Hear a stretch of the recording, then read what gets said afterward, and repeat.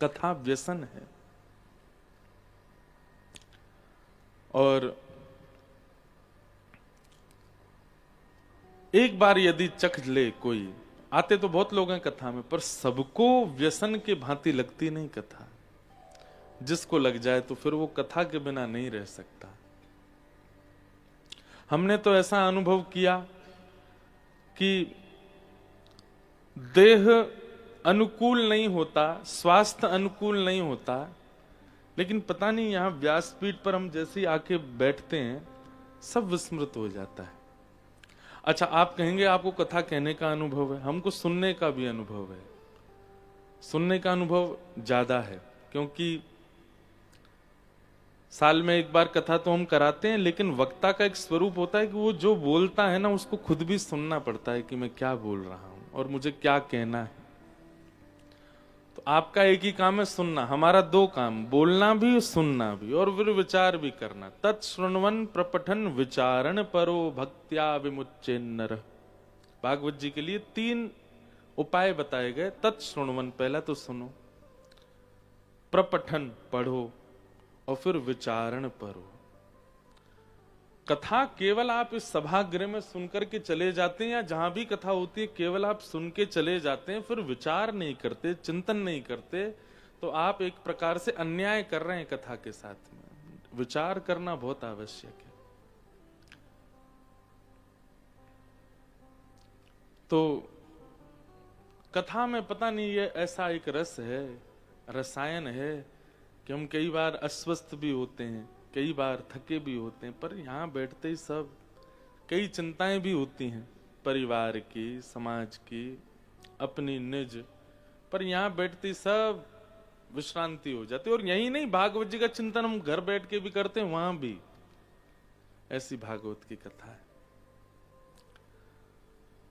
दिल्ली के इस पावन स्थान पर चल रही है।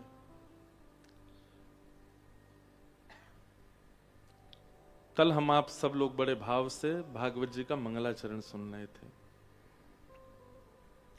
अभी अभी हमको एक श्रोता आके बोल के गई, आपने कल एक पद के लिए कहा था कि नंददास जी ने एक पद लिखा जो कि ठाकुर जी लिख के गए। अब हमको तो रात से अभी तक समय ही नहीं मिला ढूंढने का।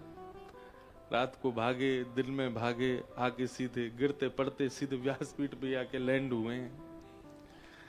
तो मैं तो ये सोच रहा था कि मैं कहाँ ढूंढूं, नहीं तो मैं खुद ही लिख दूं, लेकिन सुनाएंगे हम, कहीं ना कहीं से तो मिल ही जाएगा।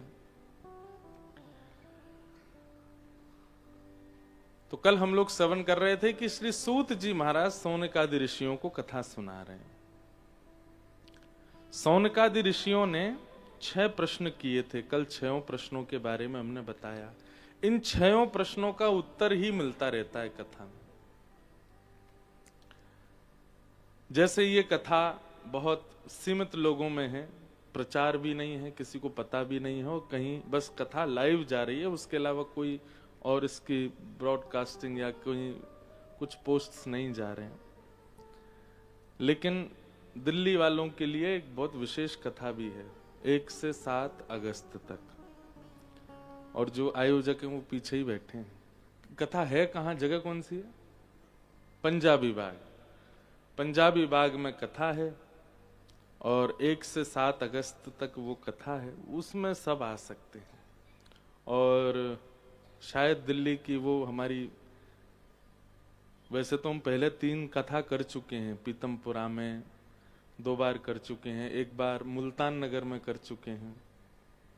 ये 3 कथा शायद हुई हैं दिल्ली में पहले, परंतु उस कथा में खूब आनंद होगा, क्योंकि उसमें भर भर के आओ जितने आ सकते हो, और क्योंकि हमारा जन्मदिन भी है उस कथा में तो 7 अगस्त को हर वर्ष हम हिंडोला उत्सव करते हैं लाल जी का। वृंदावन में हो रहा था बहुत पिछले 5 वर्षों, इस बार वो दिल्ली में ही होगा। तो ज्यादातर वृंदावन भी जो उत्सव में आते हैं दिल्ली से ही आते हैं सब लोग, तो वहीं वो उत्सव मनाया जाएगा। लेकिन हम आपको बहुत निजी बात कह रहे हैं। हमने ऐसा वर्सेटाइल जैसा बना दिया भागवत जी ने हमको कि हमको कैसी भी कथा मिल जाए हमको बहुत आनंद आता है, चाहे खूब लोग आवे चाहे दो ही लोग बैठे हो। इस कथा का अनुभव अभी तक की कथाओं से बिल्कुल अलग है। यहां हम एक तो श्रम, शारीरिक श्रम वैसे बहुत चल रहा है बाहर का, बिल्कुल भी विचार नहीं कर पा रहा हूं मैं, लेकिन यहां आते ही एक यहाँ का जो ऑरा है और जो शांति है, जो एकांत जैसा है। कल हमारे बाबा, फ्लाइट बाबा बैठे थे, वो एक ही दिन आते हैं कथा में, पर कल बोल के गए मैं फिर से आऊंगा, मुझे यहाँ पे बहुत अच्छा लगा कथा सुन के। बोले मैं और भी कथाओं में आया हूं पर यहाँ का एक अलग आनंद है। तो इस कथा का एक, हम बहुत पुरानी वाली कथा कर रहे हैं यहाँ पे, बेसिक वाली, तो इसलिए इस कथा का एक अलग आनंद है। यदि किसी को भागवत जी को समझना होगा तो हम उसको रिकमेंड करेंगे कि दिल्ली की वो वाली कथा सुनना, क्योंकि बाकी कथाओं में तो कई चरित्रों में, भावों में कहीं कहीं हम डोलते हैं, पर यहां तो सीधे सीधे प्रसंग कह रहे हैं, तो इसलिए इसका अपना सुख है। सूत जी महाराज सौनकादि ऋषियों को ज्ञान उपदेश कर रहे हैं। सूत जी कहते हैं धर्म क्या है, कि धर्मस्य यापवर्गस्य नार्थोऽर्थायोपकल्पते नार्थस्य धर्मैकान्तस्य कामो लाभाय स्मृतः। बहुत ध्यान से सुनिए। धर्मस्य याप वर्गस्य, हमारा धर्म अपवर्ग है, पवर्ग नहीं। अपवर्ग मतलब हिंदी वर्णमाला में कई शब्द होते हैं, कवर्ग शब्द, चवर्ग शब्द, तवर्ग शब्द, टवर्ग शब्द, और उन्हीं में होता है पवर्ग शब्द। पवर्ग शब्द कौन से होते हैं? प, फ, ब, भ, म। जो होठों के स्पर्श से बोलते हो उनको पवर्ग शब्द कहते हैं। जिसमें आपकी जीभ थोड़ी मुड़ती हो पीछे की ओर, ऐसे जो शब्द हैं, या तालू का स्पर्श करते हो, टवर्ग शब्द है। ट, ठ, ड, ढ, न। जिसमें दंतु का, पीछे से दांत का स्पर्श करती है जीभ, वो है तवर्ग शब्द। त, थ, द, ध, न। तो ऐसे ही हिंदी वर्णमाला का एक शब्द को अक्षर है पवर्ग। प, फ, ब, भ, म। धर्मस्य व्याप वर्गस्य, धर्म पवर्ग नहीं है, अपवर्ग है। तो प, फ, ब, भ, म, इन शब्दों से, 5 शब्दों से अर्थ क्या निकला? पा से पाप, फ से फल, ब से बंधन, भ से भय और म से मृत्यु। 90% संसार के लोग इन 5 स्थिति में ही धर्म करते हैं। कब? पहला, पाप के भय से या पाप करने के बाद। बहुत ध्यान से सुनिएगा। पाप से पहले या पाप करने के बाद में धर्म का आश्रय लेते हैं। ज्यादातर लोगों से पूछा गया कुंभ स्नान करने क्यों गए? पाप धुलने गए थे हम तो।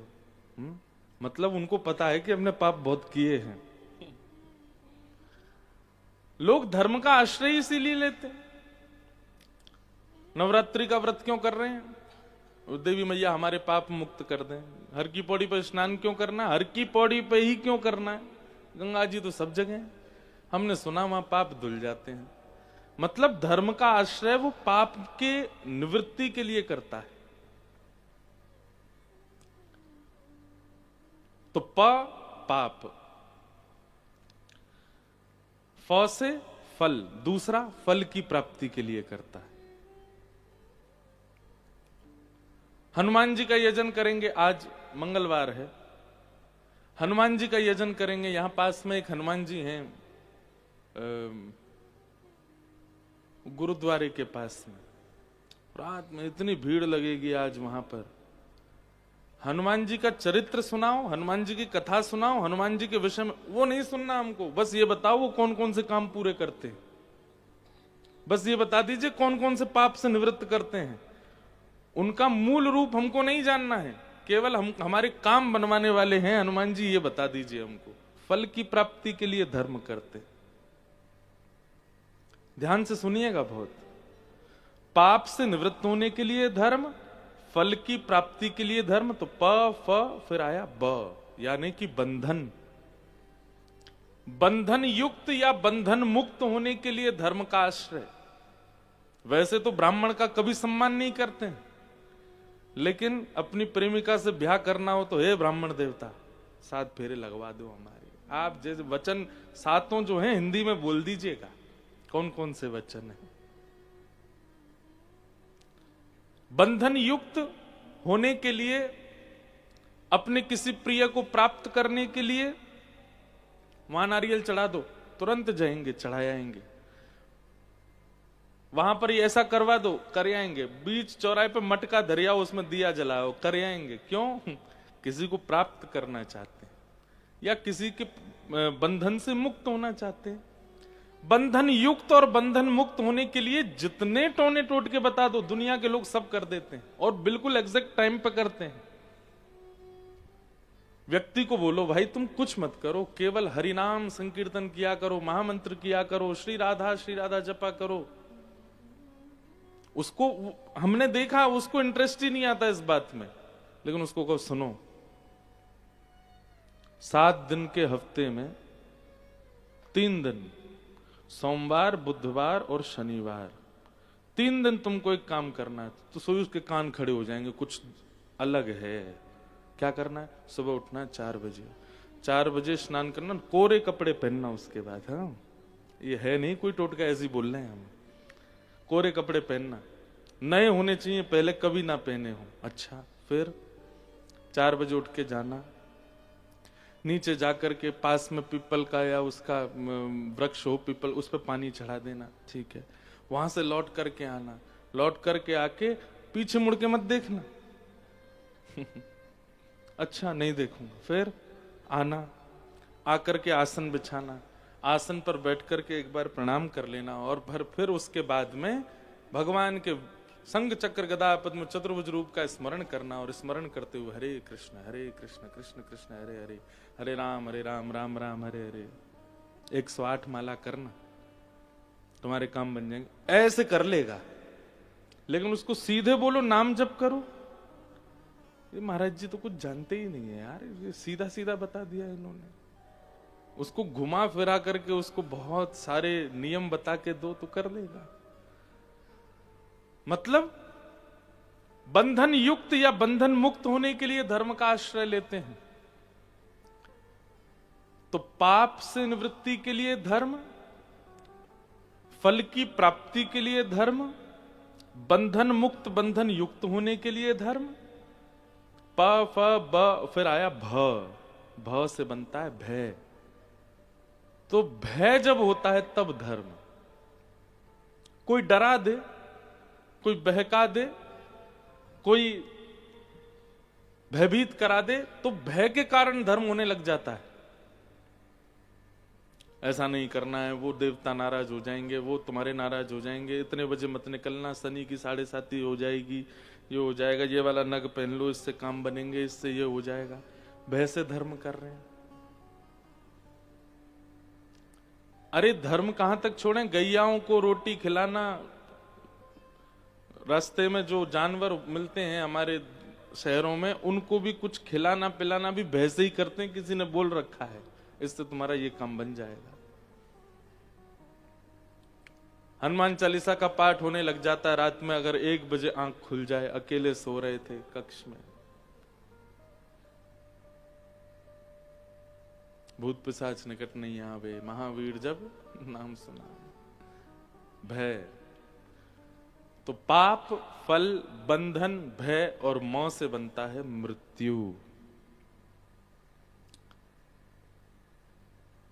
पूरा जीवन भजन नहीं किया, लेकिन जब लगने लगा कि अब हमको कम सुनाई देता है, अब कम दिखाई देता है, अब चल फिर भी नहीं पाते, पैर हमारे शिथिल से हो गए, अब जल्दी सांस फूल जाती है, अब उम्र बढ़ रही है, मतलब मृत्यु के समीप जा रहे हैं हम,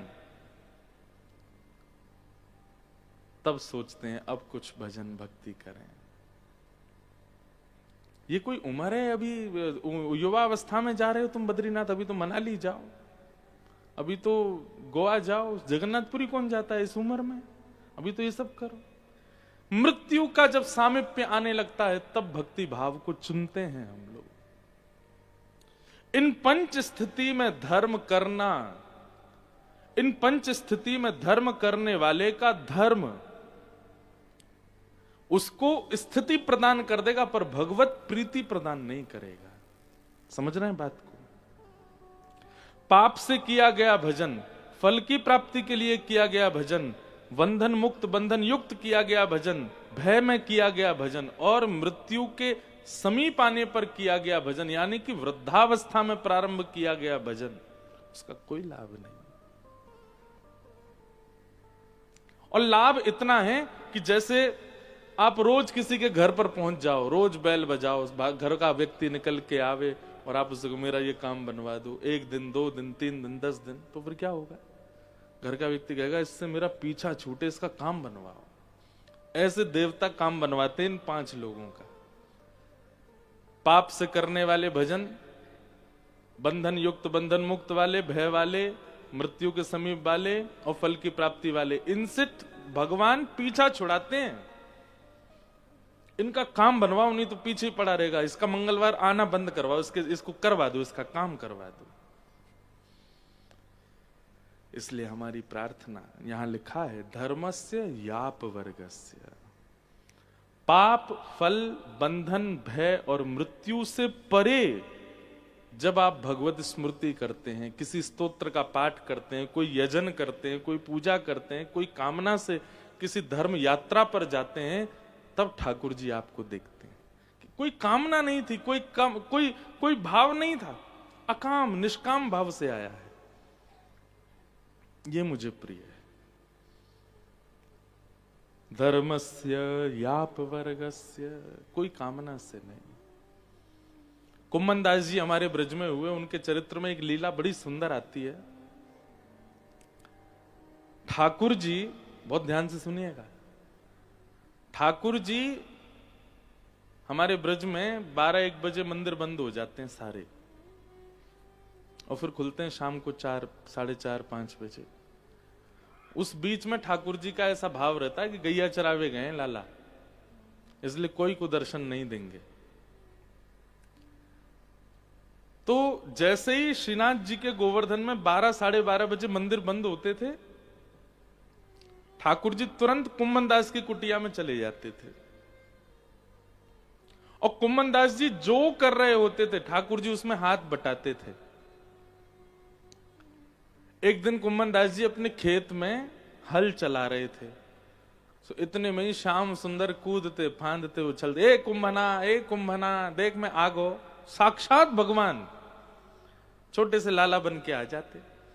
कुम्मन दास जी जैसे एक माँ, आजकल देखते हैं ना फोटोज कभी वायरल हो जाते हैं, एक अभी पुलिस महिला का हो रहा था, कभी किसी वर्किंग वुमेन का हो जाता है कि वो अपने बालक को भी गोद में रखती है, अपना काम भी कर रही होती है। ऐसे ही कुम्मन दास जी यहाँ तो धर लिए ठाकुर जी, और ठाकुर जी को गोद में लेकर के और हल चला रहे हैं, फिर वहां बीज बो रहे हैं, फिर नेक पानी डाल रहे हैं, फिर नेक हल चला रहे हैं, फिर बीज बो रहे हैं, फिर ठाकुर जी को ऐसे गोद में लेकर के, इतने में ठाकुर जी मचल गए, ना मैं मोह दो बीज मैं बोऊंगा। तो कुम्मन दास जी हल चला रहे हैं और ठाकुर जी ऐसे अपनी पीतांबरी में बीज भर के बीज उछालते हुए चल रहे हैं कुम्मन दास जी के साथ।